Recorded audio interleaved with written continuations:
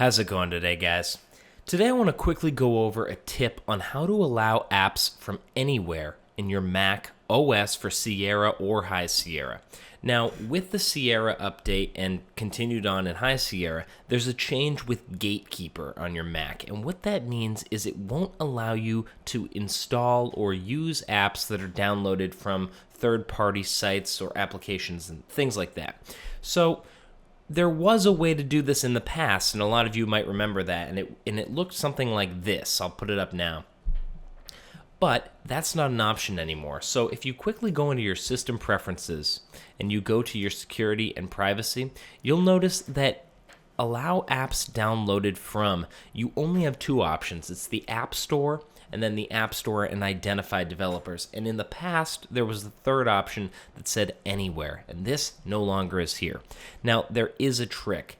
If you've been downloading some sort of third-party program that says the file is damaged or it just can't be opened because it's a third party, well, we need to do this step that'll allow you to use these programs. So what you need to do is open up Terminal.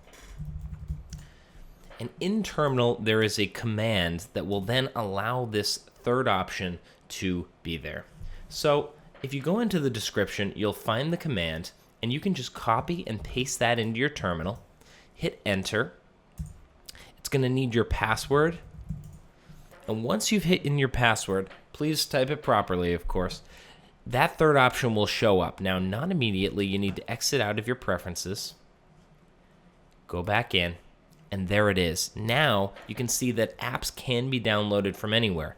If for some reason the check mark is up on one of these, you just need to unlock and move it down to anywhere.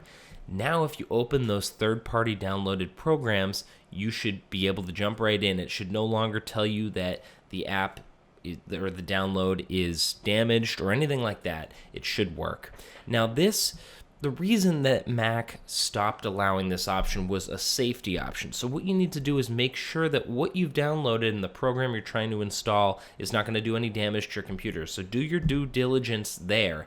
But this is the exact same option that you had in the past on your Mac operating system, so no need to worry in that situation. Now, if you, after you've downloaded your program, you want to go back to the two options here and be safe, well, there's a second command. So if you just check down into the options there, you're basically swapping the word disable for enable, and you don't even need your password on this one. Now, when you go into security and privacy, that third option is gone. And your app, if you've already installed it, should still work.